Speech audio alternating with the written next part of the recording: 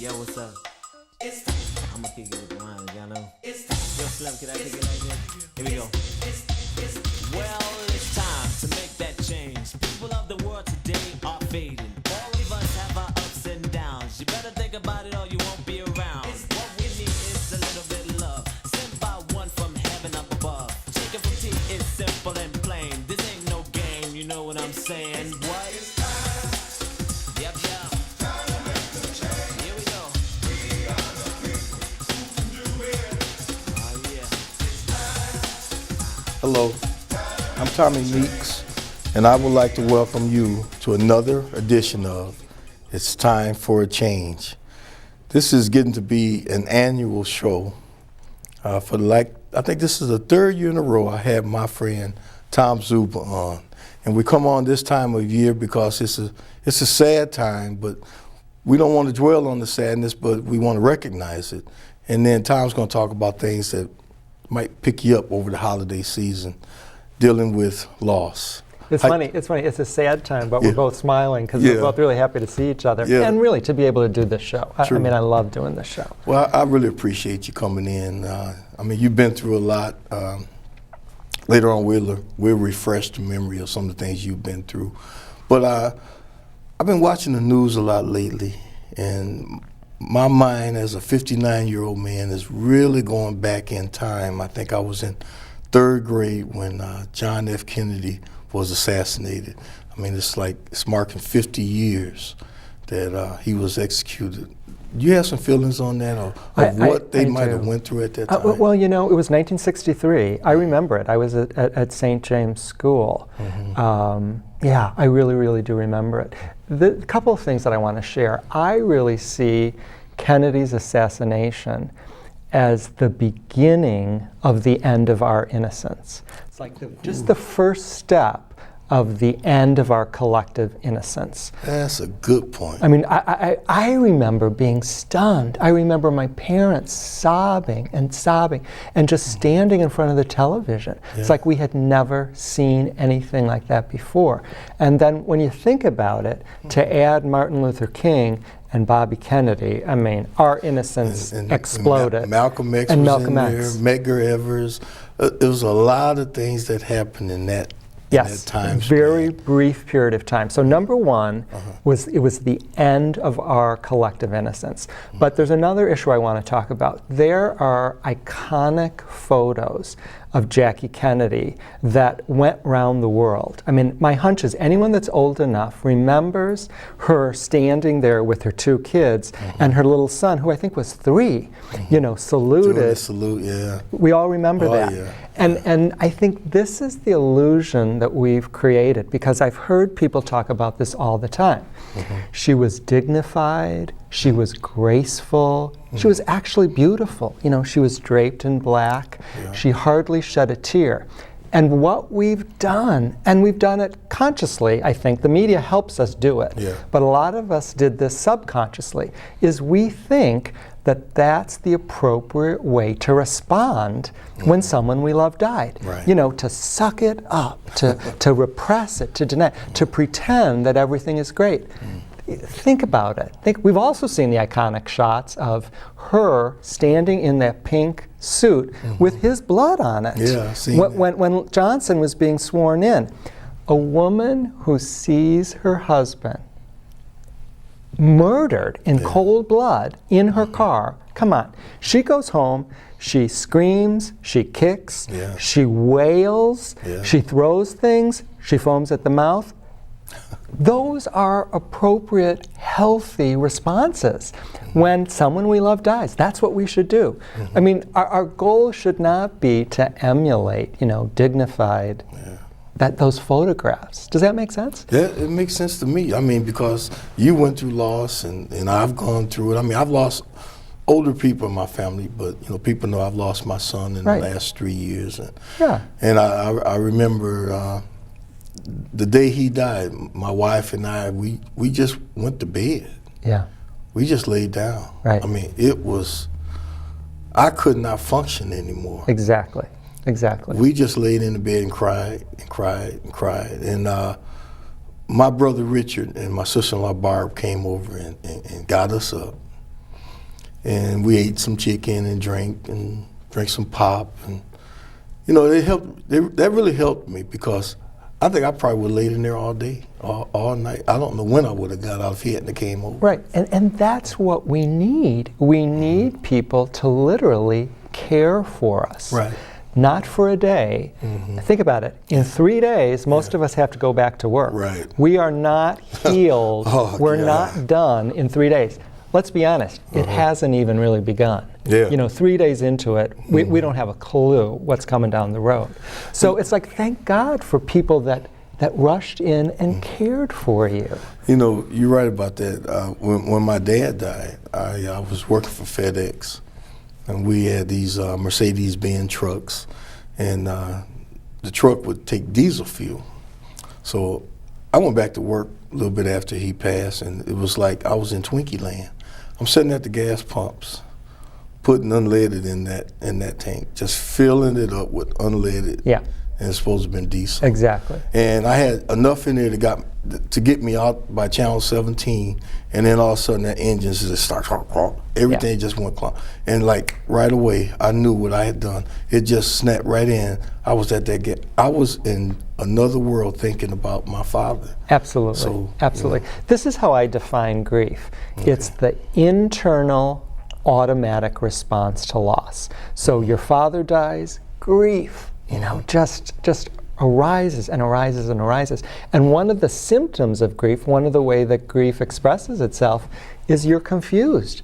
You don't have any memory. You don't have any energy. So would it be a surprise to me that you put the wrong type of fluid in the tank? Right. No. I mean, that's normal. Yeah. And that happens for a long, long, long time. And so many times people say to me, this is what I did. Do you think I'm going crazy? Yeah. And I say, no, you know, that's normal. That's what grief is all about. But because we never talk about it, how does anyone know? I mean, what we're supposed to do is pretend that everything's just fine.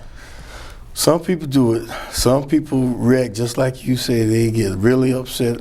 I think it's really up to each person to try to deal with the best way they can. And I don't think anybody's right or anybody's wrong. It's just, you have to deal with it yourself. Now, you went through Let me just say one thing. Go ahead. I firmly believe, though, that there are healthy ways to grieve, Okay. and there are unhealthy ways to grieve. And if you're someone who everything's fine, it's no big deal, you know, my son died, my wife died, my daughter, I'm fine. Don't kid yourself. What you're doing, and you're doing it to survive, but you're repressing, you're denying, and you're pretending. You are stuffing everything down. And sooner or later, I promise, It's gonna come up. yeah, grief will have its way with you. Now, So, you said that you lost your daughter, Yeah, you lost your wife, and you lost your son. I did. I mean, I did. I hate to call you an expert on this subject, but you've been through a lot. Other people have been through a lot too. But I like to get you on because I like the way your approach is and how you deal with what you went through and try to help other people. Are you doing any seminars like you have done in the past? I am. I mean, 2014 is really going to be huge for me. I mean, absolutely huge. In fact, in December, starting December 11th, I wrote it down so I get all the facts straight. Okay. From December 11th to January 1st, it's brand new. It's online and it's interactive. So anyone, honestly, anywhere in the world can participate in this program. And it's called Living with the Holidays. Yeah. People talk about coping with the holidays or surviving the holidays. That's not good enough for me. Yeah. I want to live with the holidays. So for 22 days, psychologists say that if you stick to one thing for 21 days, that's a new habit. That's how you create a new habit. So I created this program. Yeah, if you want to quit smoking and you stick with it for 21 days, you want to stop eating sweets, 21 days is the magic number. Really? Yes. So Google it, that's the truth. So my program is 22 days. I wanted to build one extra day. And like I said, it's called Living with the Holidays. And I'm going to hold people's hands day by day by day. We start December 11th. We're going to hit Christmas Eve, Christmas Day, New Year's Eve, New Year's Day, and together we're going to accompany each other through the holidays. They're going to be free, interactive teleconferences. From the comfort of your home, you call in, I talk to you, you get a chance to talk. I'm going to have a closed, private, confidential Facebook page where we're talking with each other every single day. There is a cost. The cost is $1 a day. $1 a day. 22 days, it's $22. And if that's a problem, if that's a problem and you can't afford it, email me, tomzuba@aol.com, and I will work out a deal with you. And that's what they got to do to find out about this, tomzuba@aol.com. To find out about it, go to my website, which is tomzuba.com. tomzuba.com. And then in early January, I'm doing a very similar program, but it's the new year. So what we're going to do is we're going to spend 22 days being grateful, cultivating an attitude of gratitude. I promise every single one of your listeners out there, if for 22 days you focus on gratitude, your heart is going to change, your heart is going to open, and you know what? The whole world is going to change. Because as you change, the world that we live in changes. Right. So there's two really exciting programs. I'm really excited about it. And there will be people from all over the world. I'm literally doing a program right now. I've got someone from Australia, Germany, the United Kingdom, and Canada. Really? Yeah, so with the internet now, the world is this big, this big. And then in January, mid-January, on Tuesdays during the day, I wanted to do it during the day. It's from 9:30 to 11. Because it's winter, some people don't drive at night. I mean, it's not going to work for everyone, but for some people it is going to work. It's 4 Wednesdays. It's called Permission to Mourn. And that's what we're going to do. We're going to literally stop pretending. And in a really safe place, we're going to get to feel and talk about the fact that someone that we love died. I've done this program before, and it's just really powerful. So I've got 3 really exciting things coming up. Well, can you tell I'm excited? Yeah, I can tell you're excited, and you should be. I mean, you've been working at this trying to help people. I never will forget when we did our first show together, and you put it on YouTube, and I was reading some of the comments that people had made. Now, I've been doing this show 23 years, and I never put anything on YouTube. I got shows stacked up for years. I wish I had. You know what? I'm glad you brought that up. But you did that, and I saw some good comments coming from some people that we really helped some people. Absolutely. And you know what? Things are much easier now than they were 3 years ago. So as soon as I get this disc, this show is going to be on YouTube in a heartbeat. So people, if they come to my website, you know, they will not only be able to view it, but then you can share it. If there's people in your family that you want, you know, if you gain something from the show, you want to send it out to all your family before the holidays, you can do it. I mean, it's really an exciting time to live in. That's good. Now, when I had you on the first show, I think you were working on the book. You was trying to decide, you know, the time sequence. You wake up in the morning, be a certain time. You're trying to get the signal. Listen, I have been working on a book for 15 years. Man. 15 years. I have such respect for anyone that gets a book done. I went to Ireland this summer with my mom and my dad and 2 of my brothers and their wives and my youngest sister. My mom's people are from Ireland. So we hung out with my grandma's family and with my grandpa's family. And something happened. I mean, something very powerful happened. I came home, I wrote the book. I'm not kidding you. I have a 22 chapter book. It's called Permission to Mourn, A New Way to Do Grief. It's 22 chapters. It goes back to that 22. You stick with me for 21 days, we add 1 more day, you've got a new habit. And what I decided, Tommy, is I want to control every detail of the book because it's going to be the first in a series. So I'm self-publishing it. And guess what I decided? The book is going to be available. It's going to be available online, worldwide, Barnes & Noble, Amazon.com, my website, on February 22nd, 2014, which is the 9th anniversary of my son's death.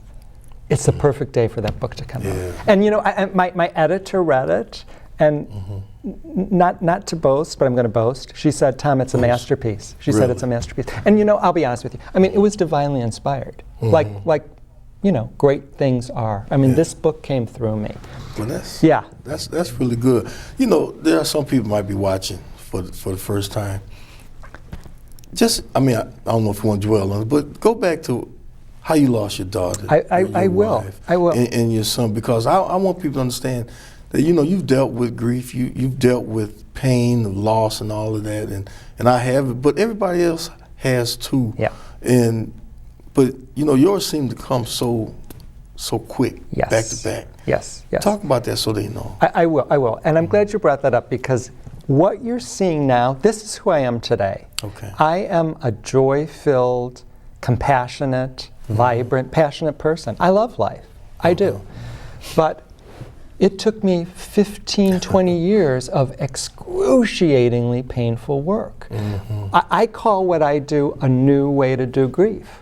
I don't do it the old way. The old way is repressing, denying, pretending. Okay, to answer your question. In 1990, which was a long time ago, 1990, my wife and I, just been married a couple years, we had one 18-month-old daughter, this beautiful, gorgeous, wonderful little girl. And she died. She died really, really suddenly one summer day. And I found myself at the bottom of the deepest, darkest, most unimaginable pit. And you know that place because you have been there. Right. And I considered suicide. I did. Absolutely. I mean, the pain was excruciating. Yeah, I know. And somehow, some way, I clawed my way out. I clawed my way out of the deep, dark pit. My wife and I had 2 kids. I wanted to be normal and happy. And we were. We were. 9 years later, right after Christmas, my wife Trish is 43. She's clutching her chest. I call 911. We go in the ambulance to Oak Park Hospital. We were living in Oak Park. New Year's Day, she's dead. She dies. I have a 3-year-old and a 7-year-old. That deep, dark, unbelievable, bottomless pit, that's where I was. Did I consider suicide again? You bet I did. Many times. Many, many, many times. And you know what? I clawed my way out. And that's what it is. The second time, clawed. I moved to California, moved back to Rockford. Life was good. It was really good. I had a son at Marsh. Sean was at Marsh. Rory was at the gifted program at King. He went to West. Life was great. Rory went to 7th grade for 2 days, came home, had a seizure. In November, he had surgery because he had a hot spot on his left temporal lobe. Surgery at Children's Memorial in Chicago. The surgeon came out and said, "Mr. Zuba, your son has terminal brain cancer." Terminal brain cancer. This was in 2004, November of 2004. 6 months later, he's dead. He's dead. Okay? My daughter, my wife, my son. It is unimaginable. Right. But this is what you got to get. I'm a normal person. I'm an ordinary Joe Schmo. I am. I'm just like you. Somehow, some way, with the grace of God, and because of the fact that I tried everything. I mean, I observed, I participated, I read, I discovered what I call this new way to do grief. It's about feeling all of your feelings and all of your emotions.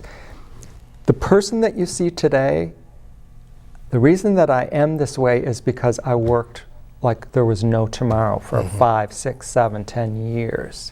And I've got tools. I mean, I have tools, I have resources. One of the things I do now is I work with people one-on-one as a coach. And with FaceTime and Skype, I have clients all over the country. That's good. I mean, and that's what the book is about. It's like I've got these tools, I've got these resources. I want to give them to the next person. You know, before we started the show, we were talking, and I told you I mentor to young men. I work with the county now, and I mentor to young men that have, you know, have been in trouble, and some of them have really seen a lot of death. I mean, I've talked to some that have been right there when their friend was just blown away. And a lot of people, you know, we talk about the veterans coming home from war, post-traumatic syndrome. But a lot of people don't realize what some of these really young people go through in the community, whether it's a gunshot victim or a victim of an overdose. Young people are experiencing a lot of painful death. Have you had very many young people coming to you, or their parents coming to you trying to help their own children? Even if young people aren't experiencing the death firsthand, if you're living in a house in our town in Rockford, if you're living in a house and at night you have to duck because you're afraid that the bullet's going to come into your house and shoot you, that is not okay. And you talk about post-traumatic stress syndrome. If you're 4, if you're 6, if you're 8, you think that that's normal. You don't know any better. What does that do to you? What does that do? And what you're told is to be strong, to suck it up, to act like a man. So you do. You do. You take all of your feelings, all of your emotions, and you repress them, and you repress them. And your anger and your frustration, it grows, and it grows, and it grows, and it grows. You're 15, 16, 17, 18, 19. My son's 18. He's not a man. He's half man, half boy. That's what you are at 18, okay? But you have all of these emotions that gotta come out somewhere. They gotta come out somewhere. And the most acceptable emotion for men to express is anger. It's anger. And we're seeing it all over the place. To answer your question, yes, more and more parents are contacting me with children that are devastated. It's not the kid's fault. It isn't the kid. Personally, I don't think it's the 16-year-old's fault or the 18-year-old's fault. We've created that environment. And what we need to do is, in my opinion, we need to create a really safe environment. I call it a sacred environment where they can express themselves and where they can be seen and where they can be heard and where they could be honored and release all that, crap that's inside of them. That's what we need to do for our kids. You think we have anything similar to what you're talking about that we're doing now? In this town? In this town. I don't know. You know what? Because of the work that I do, it's more on a national scale. Let me tell you this. Completely off topic, but this summer I got invited to be a speaker at an international conference. This past summer? This summer coming up, 2014. Okay. International conference in Kenya for widows and widowers. So that's a way of saying my eyes are on the country on a much broader. I really don't know what we're doing here. What we're doing here locally.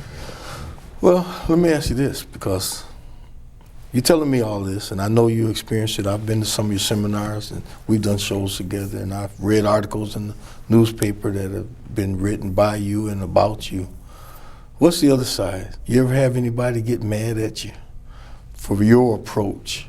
And every day, every day. Thank you for bringing that up. Well, I am a threat. I tell you. Particularly, parents whose children have died.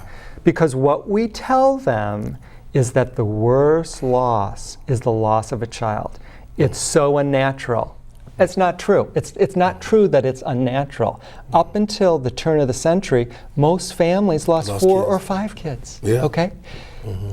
This is what I say to people. If it's your loss, if someone you love died, that's the worst loss.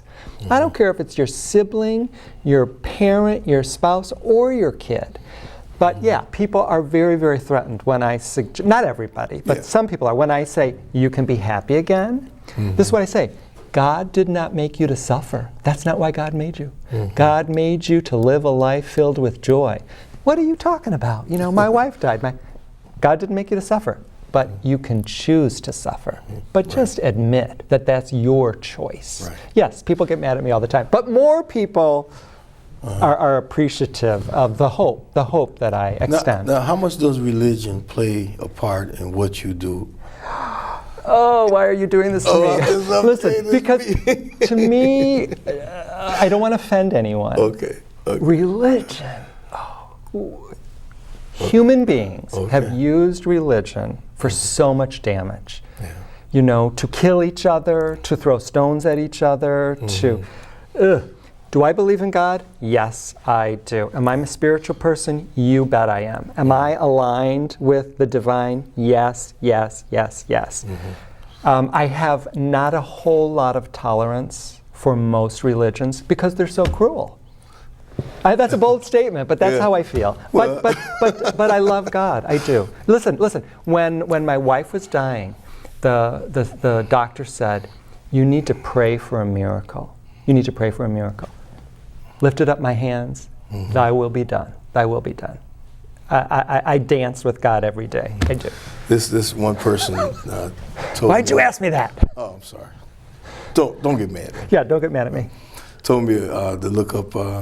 It's on the internet. I think it's I love Jesus, but I hate religion, or I love God, but I hate religion. And I typed in, I looked at it, and I'm telling you, this person, to me, hit so many points on what God really wants us to do as far as living on this earth with each other.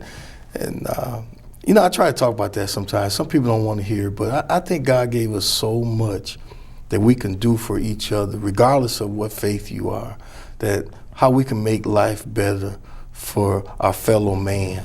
And when I look at religion doing battle, I'm right, you're wrong, he's mine, he's not yours, I draw a line there.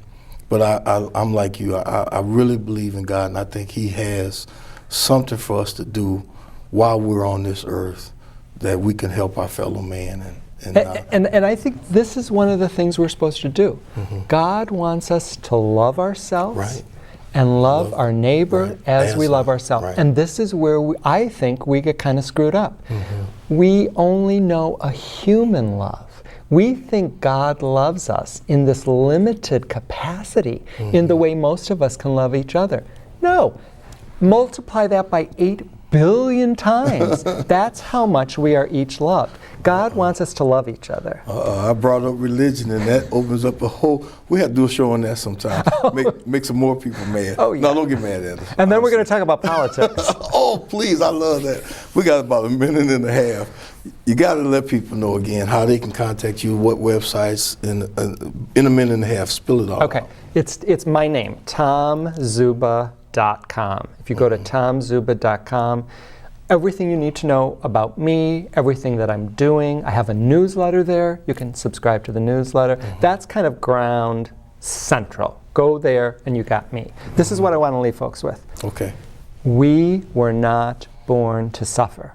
We weren't. Okay. If you are suffering by your choice. Okay. Period. We were born to experience joy and the fullness of life. I know that. So this holiday season, and as you're going into 2014, focus on that. Focus on that. I was born to experience joy. Well, when you're happy and you experience joy, it is a pretty good feeling. And then when you can spread it to other people and watch other people's joy. We had a birthday party for my daughter, and we had the grandkids there. Some of them didn't make it. But just seeing all the ones that did come, being there together as a family, that's joy. Yeah. Even though my son's not there, but I still feel that he's with us. Absolutely. At all times in our life. And that's a choice that you have made. Right. Your son isn't physically there, but you choose to believe that he is there. He is there with you. That's a choice that brings you joy and peace and happiness. That's what I'm talking about. All right. Tom, we're going to have to quit this year stuff, but for right now, we'll keep it at a year. If we can break in between and do something else, I love having you on. Thank you. And I want to thank you for joining me. It's my pleasure. Okay, I hope you guys enjoyed Tom Zuba. Hope he didn't get you upset. He's a special man with a special gift. And as usual, I'll see you next time.